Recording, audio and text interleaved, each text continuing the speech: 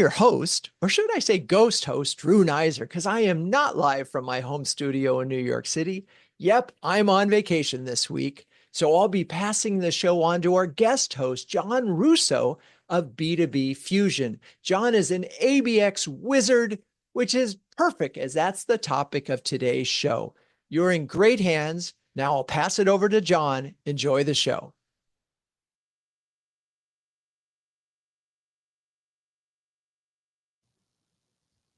Drew, thanks for the kind introduction, and I am super excited today. We're going to have a great conversation with three ladies that really understand ABX. First of all, welcome to CMO Huddles. It is the live streaming show that we hope to inspire you, and today, not just on B2B greatness, but on ABX. My name is Jon Russo. I'm a former CMO. Now I'm an agency practitioner, and we are going to be talking about all things ABX. Stay to the end. If you stay all the way to the end, we've got a special AI and ABX offer. But first, let's shift gears and talk about this whole ABM and ABX. Oftentimes we hear marketers, and you probably saw a clip on this earlier this week from Drew, where a question was, do we call it ABM? Do we call it ABX? And there seems to be a movement right now to go to the X. Some companies call it marketing, ABM, because it's a marketing-only initiative, and now X comes into play because you're involving sales, customer success, upsell, cross-sell. It's become a bigger initiative for some, not all, and that's what we're going to dig into with today's guest. So we're really excited to introduce our first guest, Heidi Bullock, who's a CMO of Tealium, and welcome, Heidi. Thank you so much for having me. This will be great. Excited to have you. And I have to first ask, I think you're out of Palo Alto if memory serves. How are you doing today? I'm doing great. And yes, out of Palo Alto, no complaints from me. Now, you and I, we've had a long-standing relationship back from your days as a CMO at Engagio. You are a practitioner at heart. You really understand kind of the whole ins and outs of ABX. I'm curious at Tealium, as a CMO at Tealium, what's that journey been like for you? Yeah, I think the word that you use, which is a great word, is journey. I think for most folks that are, looking at, coming in as a CMO and sort of surveying, what the business looks like, I would say when I joined Tealium, we were an organization that I think did very, very well, but we had more of a broad-based go-to-market. And I think one of the first things, when I came in, and again, this is in concert with others as well, our CRO, we basically said, look, we see a lot better expansion, we see a lot better retention, we see higher ACVs when we're more focused. So I think the first thing that we did was really define our ICP, and just, again, because we're a larger enterprise sale, our deal cycles 8 months to a year. I mean, I think that's the first thing. It's like, just make sure you have the right go-to-market. And so we spent a lot of time there and just making sure that we had the right industry focus and then the right set of criteria to pursue a certain set of accounts. And I would say for people listening today, I think in this world, it's easy to get sort of caught up on more of the tactics, because that's the fun part, thinking about, our great creative direct mail strategy or our field events. But I would say that the most critical thing is getting those accounts right and making sure that people understand the prioritization. That was one of the first things we did. That's a fantastic example. And I agree with you. You really have to understand what you're going after, what the end point is before you jump off into ABM and get random acts of marketing as opposed to an ABX type approach. Right. You began kind of that key learning of where to focus first. Maybe just double clicking into that and going a little bit further. What other learnings have you picked up based on in that role, and any surprises that you've identified along the way in your journey? Yes, absolutely. So I think a few things on that. I mean, there's always surprises for sure. And I think anyone that's actually done this and put these strategies in place, I mean, I would just say also just don't give up. Sometimes it does take time. I think one of the first things that you highlighted even in the intro is I do believe it's not just a marketing piece. I think a lot of companies will not be successful if they only think of it in marketing. Like, so for us, it's a revenue strategy. I work with my customer success team. I work with my SDR team, my sales team, and they all have to be bought in there. So I would say that is critical. Another aspect that I would say was a learning is that you cannot underestimate the importance of messaging. And again, making sure that you have the right key message. If you're, selling to a large enterprise, chances are you're selling to a buying group. Are you speaking to something that the CIO is going to care about and the CMO? And again, like, I know these are kind of basics, but I feel like those are key pieces that if you get those elements right, amazing. Another key thing that I would leave people with that I feel like we focused on was making sure that we had, we called these really like pod meetings. And so it was marketing, the SDR, and the seller, and really attacking accounts together as a team. And I would say one of the best things that we did in that is thinking about how we can make things for sales easier and more scalable. And everyone knows, when you're dealing with more of an account-based strategy, there's a lot that can be very manual.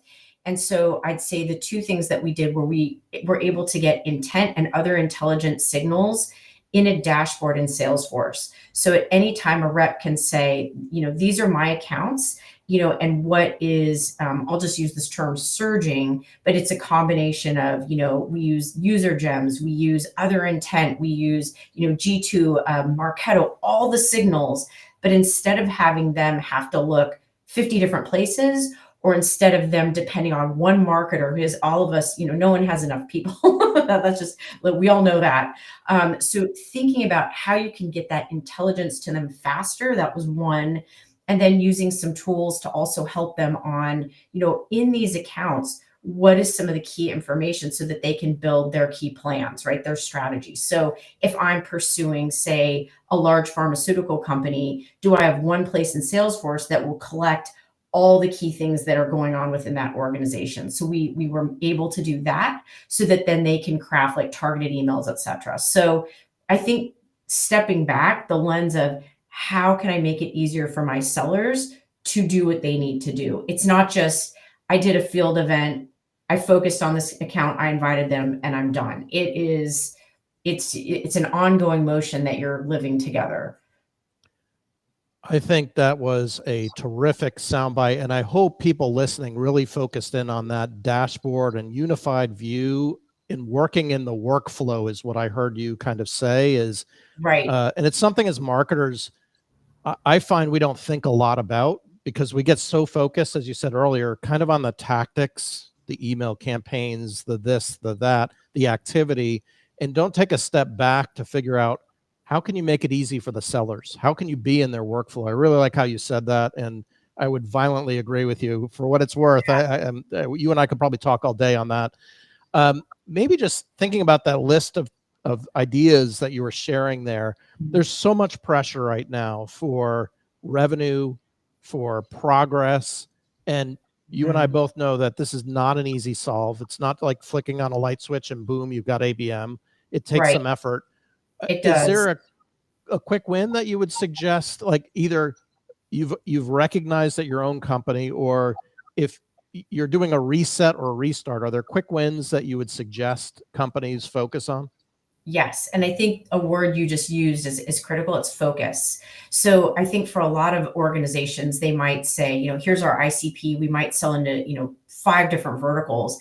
Maybe if you're just organizing your initiative and getting things off the ground, focus on your best bets first. Maybe we'll focus on financial services and we'll set up a really clear program with clear success metrics so that you can show, look, we have the right structure, we have the right patterns in place. And then when you can show that success, then you can start to scale it. So that's really how I like to think about everything. It's like, think of it as almost like a small scientific test, get that running really well, kind of work out the kinks. Maybe you're working with some of your, best SDRs, best, sellers, so that you can get some wins on the board and then roll it out to other areas. I think it's really important to kind of get your process down and make sure that you have these pod calls, you have the right intelligence, you do have the right accounts that, by the way, your sellers have bought into. That's something I see, marketers, or they'll work with their RevOps team. Here's a list of accounts, and then it's like kind of passed on to sales, and that needs to be iterative. It's almost like building a house. Like, get that foundation right, and then you can figure out what stove you're putting in your kitchen. It's like that part's easy. It's like the marketing part of it, I actually feel like is actually the simple part. It's making sure that everyone's bought in and you have the right mechanics set up. So that's what I would say. Awesome response. And we're going to hear a little bit more from you in a bit, Heidi, when we get to the lightning round. So thank you for that participation. And we're now going to bring up Patti Newcomer, who is the CMO of Centerbase. And Patti has joined the CMO Huddles before, both in a CMO Plus and a job hunting capacity in presenting to CMO Huddles. First of all, Patti, I was amazed at your background, and I honed in on the WPI, Worcester Polytech Institute. You're now in North Carolina. What part of North Carolina are you in? I live just outside of Charlotte.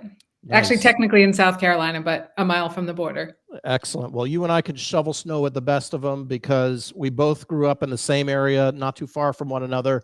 But North Carolina, hopefully you're getting a little less snow than WPI in that area. That's right. It's just cold. Awesome.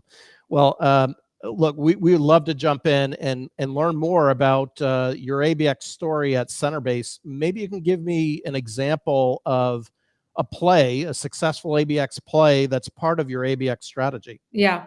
So a couple of things. We're actually just implementing ABM here at Centerbase. I've actually implemented it in the last 2 places that I've been. I do have a view that it should be marketing, account-based marketing. I don't think there's anything that we do in marketing, especially in B2B, that doesn't require partnering with sales and other partners across the business. The fact that the account-based program is led by marketing isn't all that different from the demand gen program, which also requires a lot of partnership with sales. When I've seen ABM work really well, I agree with Heidi. It's all about the target list and the account list and making sure that you know who the targets are, and then really being able to leverage intent signals so that you can see who's in a buying process. I think there's been research that has been published over the last couple of months that says if somebody's not in a buying process, it's really hard and unlikely to get them into a buying process just because the marketing is so great. And so being able to see with a variety of different technologies intents, I just think ABM is all about helping warm up the outbound strategy that coincides and partners with the inbound strategy. Gotcha. And you've got some particularly valuable experience because now it sounds like your third go around in implementing it. What have you learned in the successive rounds as part of that process?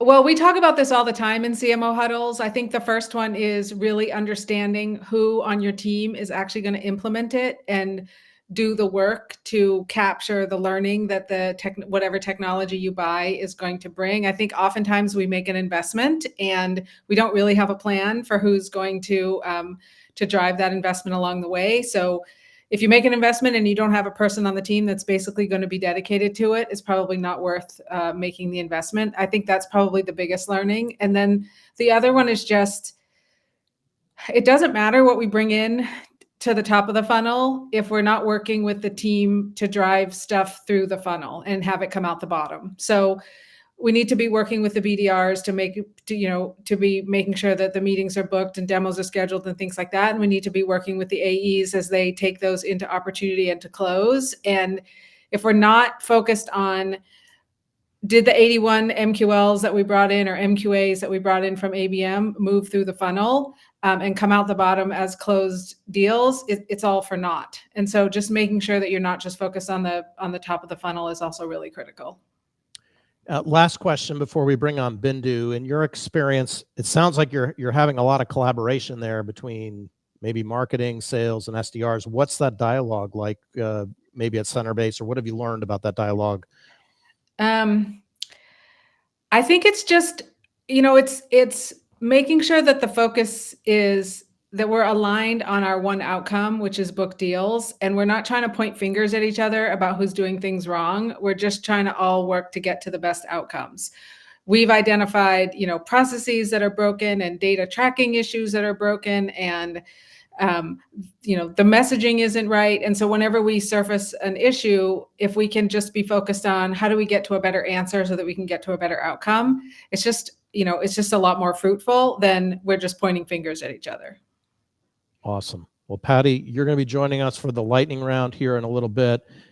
So thank you for that. And with that, we're going to bring up Bindu Chellappan, who is Senior Vice President of Insights at Corpay.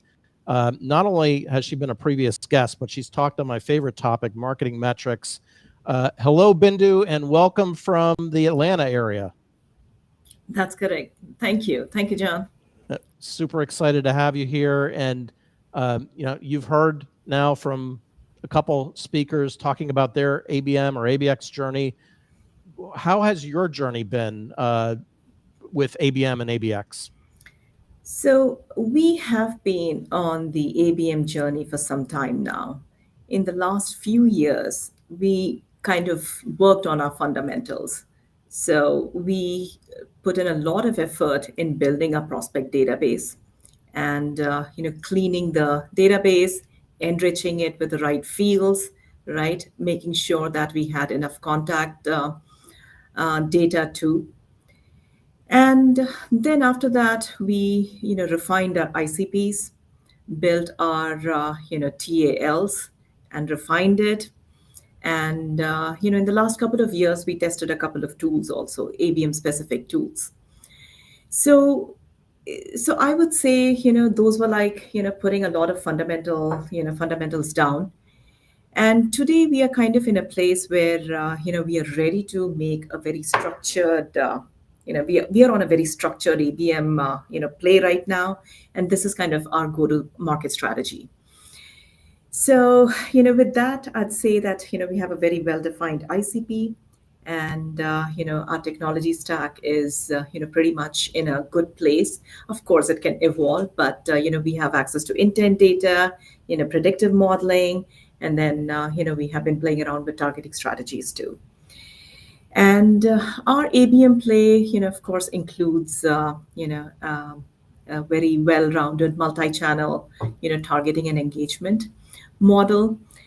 And we have programmatic. We are looking at LinkedIn, emails, of course, and the next step that we are working on, and that's a constant. Both Patti and Heidi talked about it. The teams have to go together. And we have been putting a lot of pressure on the marketing and sales alignment right now to ensure that the teams work together. We are not as evolved as what Heidi was talking about, the pod structure. I love it. I love the way she described it. But that is something that we are working on right now.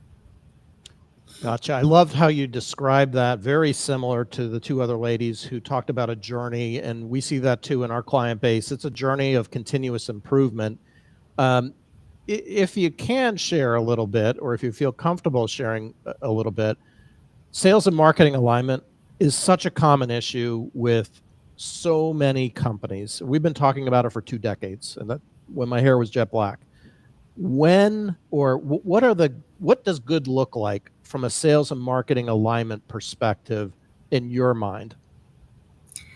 So being an insights person, the first thing is, are we looking at the same data? Are we looking at, and are we are we interpreting the data or the metric the same way?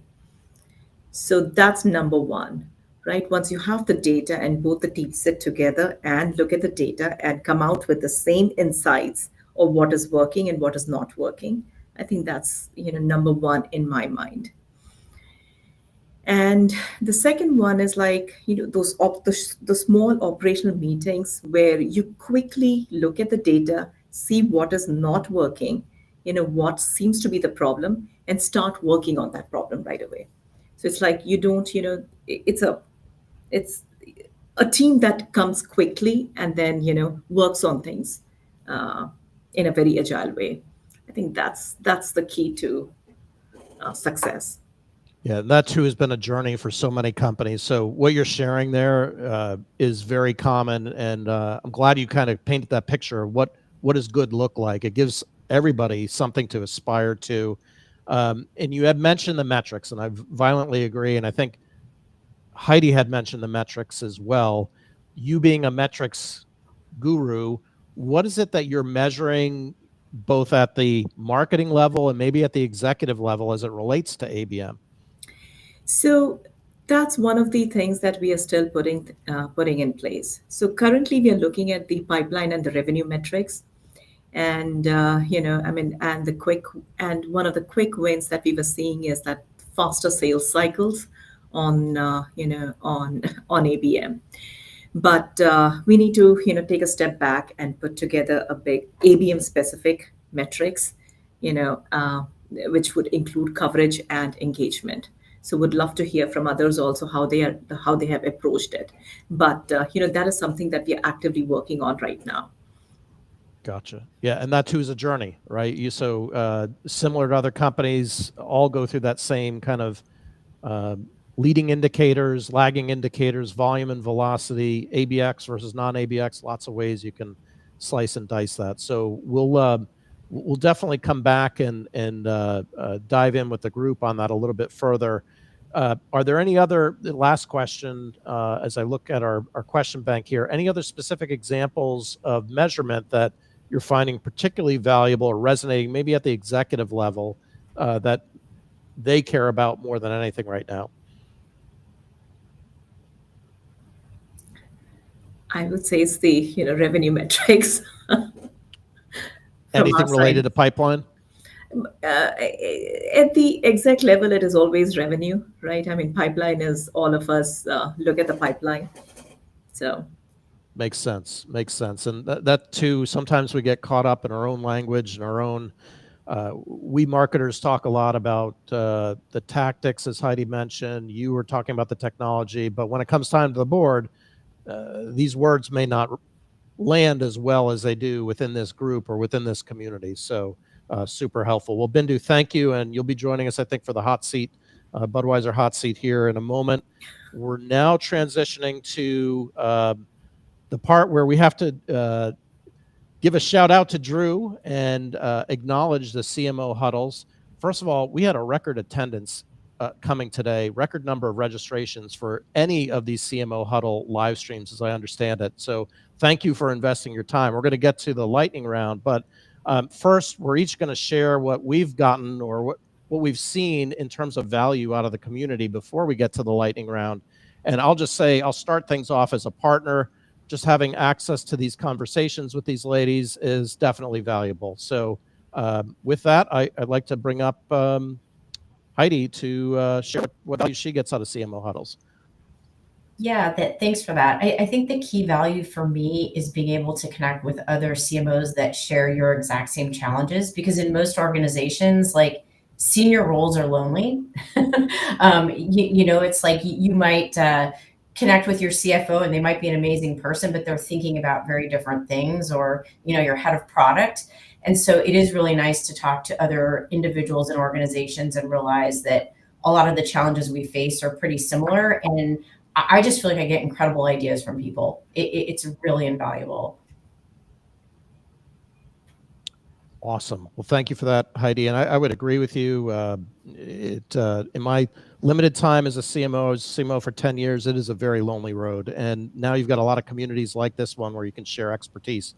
Patti, do you have anything to add to that? I have similar. I'm a founding member of CMO Huddle, so I've been around for almost 5 years, since Drew started it during COVID.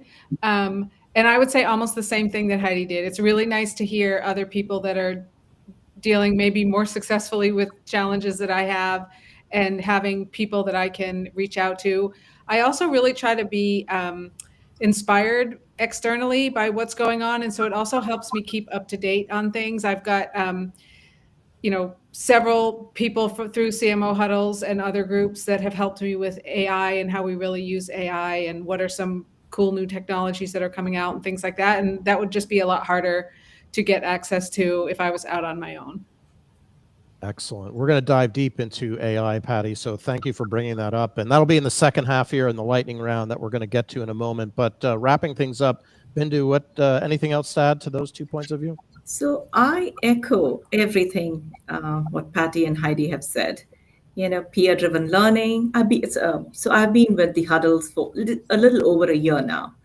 So, it's incredible peer-driven learning, thought-provoking discussions every single time I'm, in a huddle. And just to give an example, a couple of weeks ago, as we were looking at building our target account list, refining our target account list, I had a question. I posted to the group. And then, of course, I got so many responses on how the different CMOs have managed it, how they have optimized it. So, I'm so incredibly grateful to be a part of this group. Excellent. Well, that's a great recap. And if you have further questions, visit cmohuddles.com. In fact, there's a QR code. If my camera's mirroring it, it's up in the corner. You can click on it and it'll bring you right there. And thank you again for investing your time. We're now getting into the lightning round where we're going to open it up to all candidates to talk here. And our first question, which we somewhat covered, but we'll ask it a little bit more explicitly because, as we said, it's been a journey for a lot of us on ABX. If you had to identify one common mistake that companies consistently make on rolling out ABX or doing a reset of ABX, what should be avoided, or what's that one mistake in your experience? I can start. I think one key mistake is operating in a silo. And if marketing is not regularly meeting with the sellers, the SDR team, and also customer success, that's a real missed opportunity.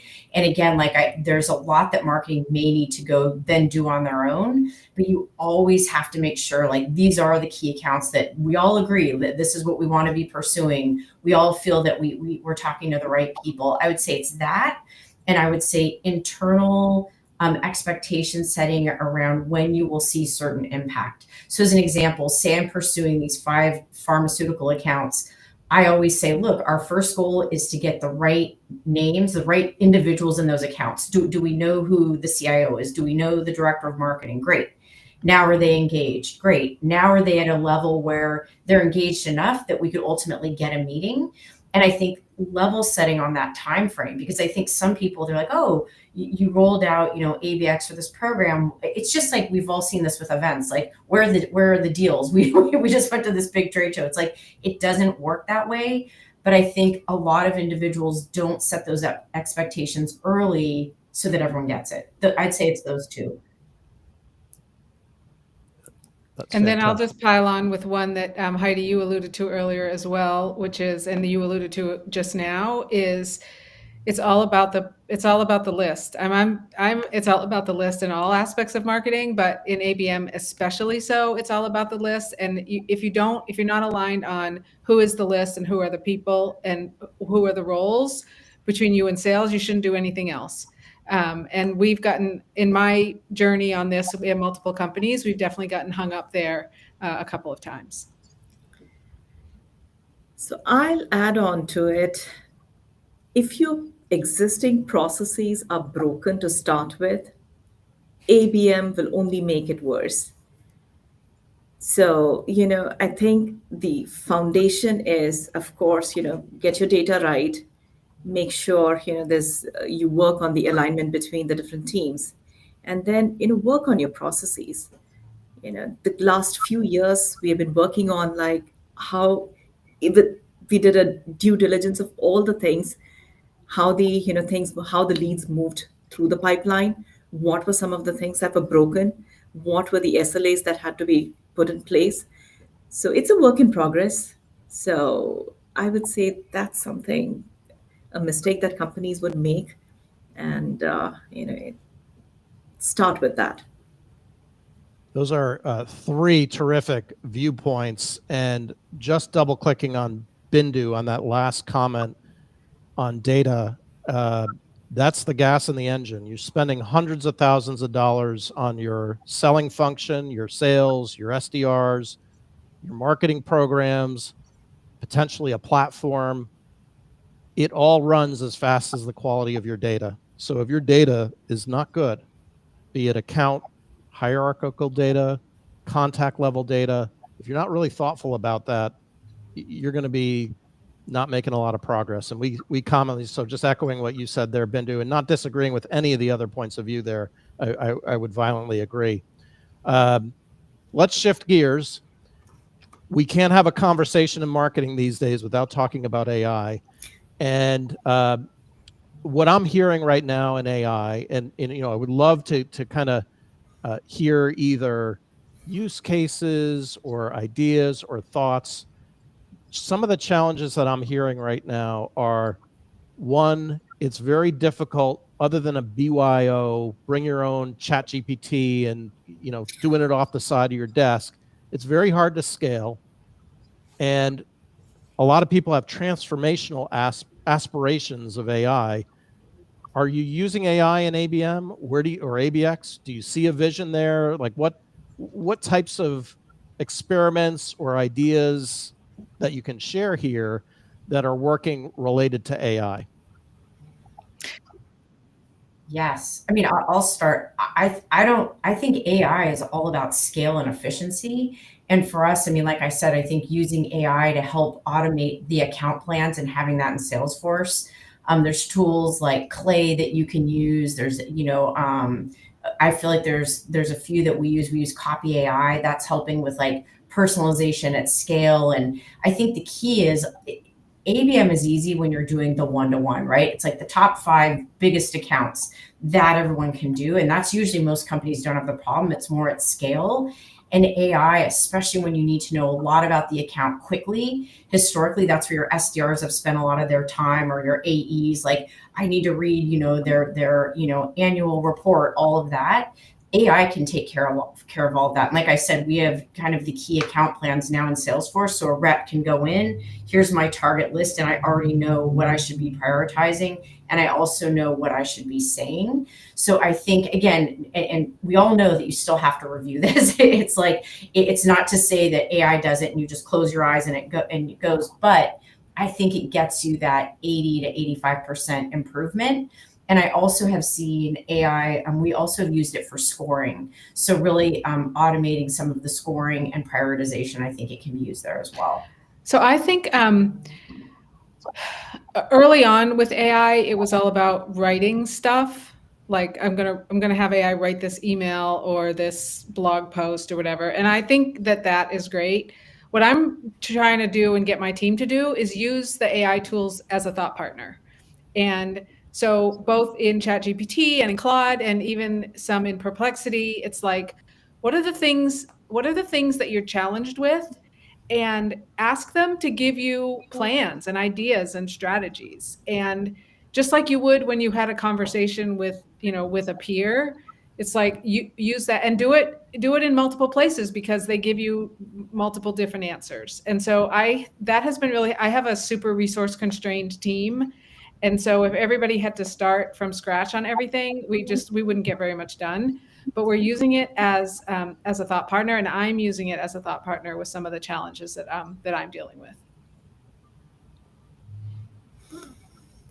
And for us, we have been using the every tool has its AI component. So it's, we have been using, and being in insights and analytics, that is something that, for predictive lead scoring, we have been using that for some time now. And lately, we've also started using, and again, we're not using a specific tool, but we are, for account research. So, again, it's not in production. It's, very much like, depends upon the rep. So we're using that to, do more account research. And the marketing team has started dabbling in, personalization. How do you use, a Gen AI tool for personalization? Yeah, makes sense. It sounds to me like people are just like with ABX, at varying levels of adoption of an AI strategy. And I mentioned at the outset, for those that stuck through this conversation, we've got a special giveaway. It's going to be related to AI, but you got to stick through the end of it. So we'll tie that together in a moment. Shifting gears now back to ABX and kind of the approach that is going on internally right now. And this might be a sensitive topic to ask as a question of, hey, what's the conversation like with your board of directors? It would be uncomfortable for me. So let me reframe the question a little bit. In my experience of dealing with marketers and non-marketers that are executives, there's almost this clash and tension between a lead-based mentality of the board of we've got to generate X number of leads. In the meantime, you bring in a new currency called account-based. Are you seeing that conflict, or how would you suggest reconciling that conflict if you've been through that before? What would you advise your peers on how to reconcile those two currencies? And keep in mind that as background, the boards that we typically run across, PE and others, they're very quantitative. They're very smart people. They're very quantitative, but all they think about is lead, lead, lead, because it drives the number of SDRs. It drives the number of sales. It drives territory. It drives revenue. So marketing, you need to produce 1,000 leads. Yeah. So how do you get through that mentality? Making sure they get the right GTM. Because I mean, what you just said is like more of an inbound motion, right? And I think that boards, it's part of our job is always ongoing education. People have to understand, like, look, if you're selling a large enterprise deal, it's not about volume, it's about the right accounts, and making sure that that's clear to people that that you're applying the right go-to-market model for what your business is, right? They're very different. And I think education, but then I would also say most boards, I find, don't really care about the lead number, or they want bookings, they want retention, they want, like, are we growing? How do we feel like our brand is performing in market? And I almost think marketers do themselves a disservice when they get into some of the more tactical elements. It's like, look, if you're showing great growth, if you're showing like retention's improving, ACV's going up, like that's what they care about at the end of the day. My feeling is they don't really care how you get there. And if you do have a board where maybe it's a smaller organization and they care about those things, it's important to maybe get them prior to a board meeting and just go through your go-to-market and why you're using this strategy. Because again, these larger enterprise deals, it's not 25 cents in and a gumball out. I mean, I came from Marketo, and we did a lot in that world to, I feel like, create that demand gen model. And that's great if you're a volume velocity business. But if that's not your product, that's not the right GTM. Sorry, I didn't mean to cut you off, Patti. No worries. From my perspective, we're talking about, I agree with you on the board cares about the metrics. What's the pipeline? What's the closed? How big are the deals? Are you going after the right ICP? But we have had an issue historically with the percent of inbound, like how much of the pipe is coming from inbound versus outbound. So I've been talking about this in the context of we need to increase the amount of inbound because it's warmer, and we need to use ABM to warm up the outbound. And so, and to get to the larger prospects. And so there is somebody I think, Heidi, it may have been you at the very beginning about what's the point, like what are we doing? And so that's how I've been talking about it at the board meeting at Centerbase. Excellent. And looks like we're on to our final question here, actually a question and a statement. So what if we kind of reverse engineered that and talked about perhaps your sales peer, and what conversations are you having with your sales peer as it relates to ABX? How has that journey evolved? Because we're all on a journey here. How has that conversation evolved? Or are there any best practices that you would suggest if you don't feel comfortable sharing exactly what's going on there? Anything you'd suggest there? Heidi, you want to? Sure, I can start. I think sellers love to win, right? Everyone likes to win. And I think if you can partner with them and help show that what you're doing is it's reducing friction from their lives, and they're getting those wins either in less time, the wins are bigger, the sales team's happy. I can't stress that enough. And that's even, Patti talked about this earlier, that's regardless of whether you're using classic demand gen or ABX or whatever. And I think sometimes marketers, we love the academic nature of what we do. All of us can, I'm sure everyone here on this can geek out in all the ways, but at the end of the day, if we're not reducing friction and making it easier for them to close business, kind of doesn't matter. So I always come to the lens, like I said, like, how can we use AI to like give them the intelligence they need quicker? So it's like they're not spending time on that, and they can spend more time, engaging with these folks. Like, what are the things a marketer can do that just gets rid of friction? That's kind of what I feel like I spend time thinking about. I don't always perfect it, but that's kind of the lens that I try to attack it with, and just getting very honest feedback from your sales partners, because you want them to always feel like they can be honest. It's not like,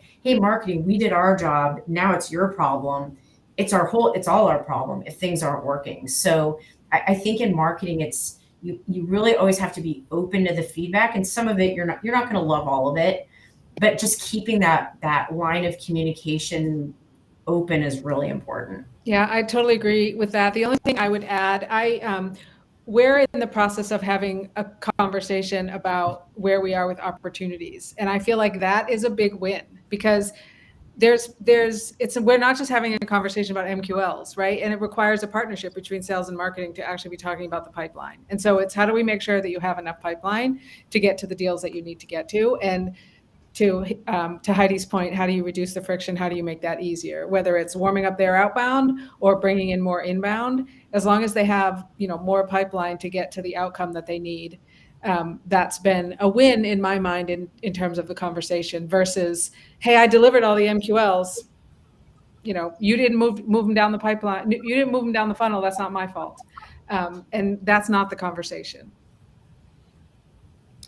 And I will add to this, one of the things that we are actively doing now is to educate the sales team, every seller, as to how the leads, what are we doing with the ABM tool? How does the intent signals come in, right? And so that they buy into it. And the hope is they test it out and let us know how do we refine it further. So, again, it's a journey. Excellent. And I lied. I thought we were going to do closing statements, but there's a question that came in from the audience, and I'm going to paraphrase it from this. And it looks like it was directed to you, Bindu, from Paul Green, asking about the spread between tool AI and build your own AI programs. Can you share kind of a point of view on that? Sure.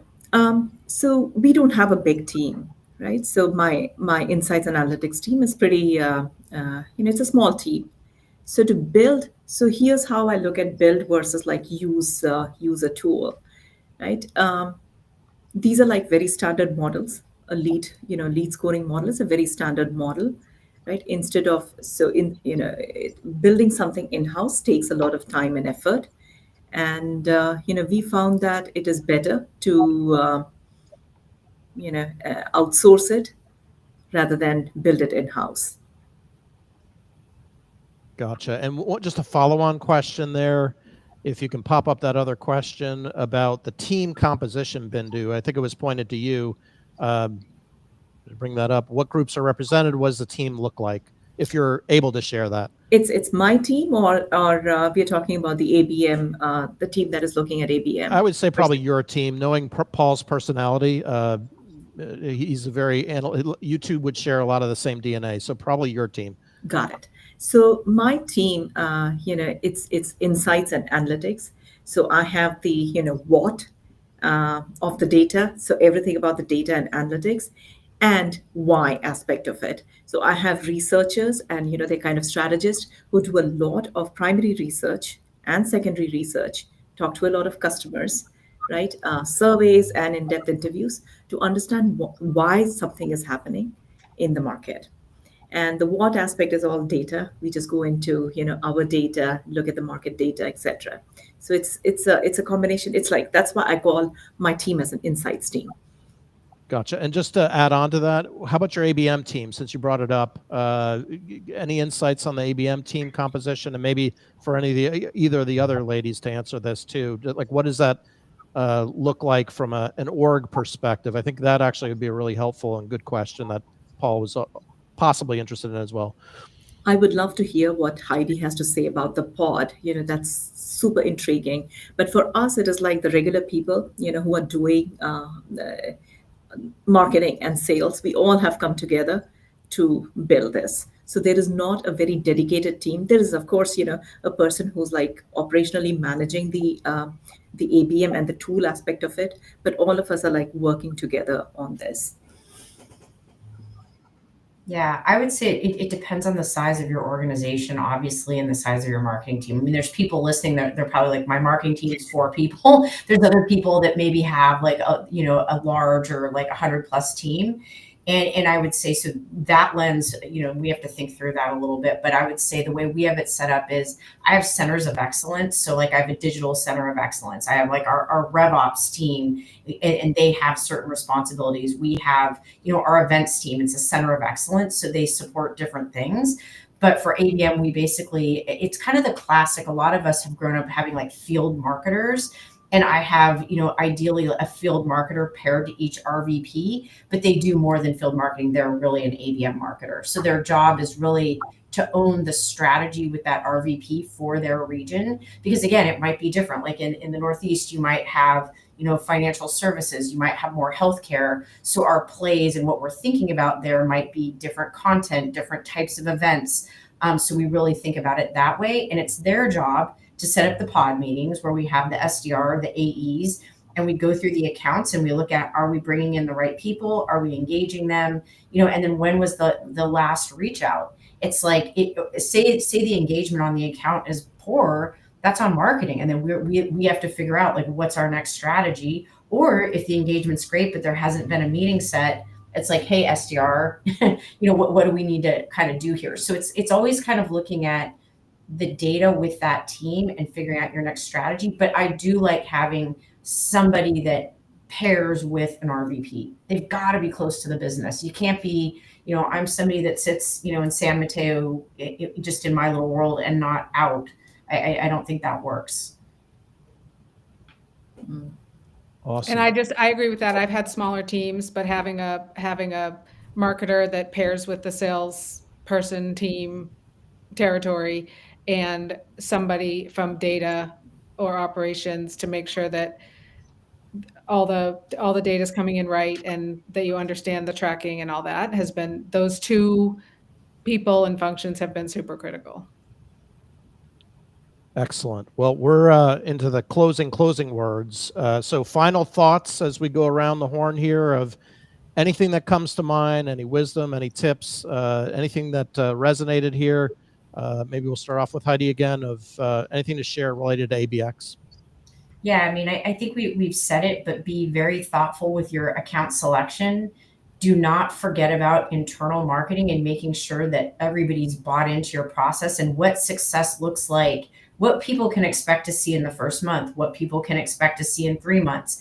And I think just, again, like setting those expectations, we'll probably see some good pipeline, but that might be at month 5 or 6. And I think that's really important. And then I think the other last thing I'd say is always consider like, how can you remove friction? Don't create a bunch more processes where sellers are like, really, why are we doing these other 50 things now? It's like, your job is to get rid of that, make it easy for people. And AI is definitely a place to look for that. A lot of cool new tools that can help. And the only thing I would add is you're not done when you've finally gotten the dollars in the budget to invest in the tool and the technology. You've got to go a lot further than that.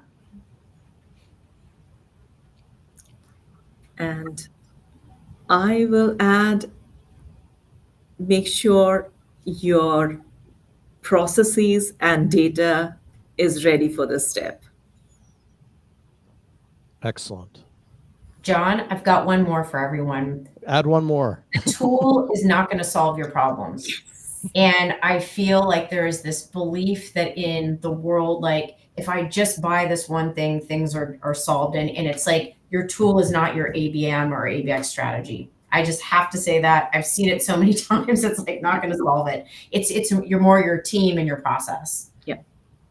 Yeah, I think that's an excellent point. Actually related to Bindu's point too, is sometimes we see companies with the strategy of buying the tool and it puts a spotlight on your processes and data. So if you don't have either of those in that foundation, as Heidi said, your ABX is going to be a constant set of resets until you get better.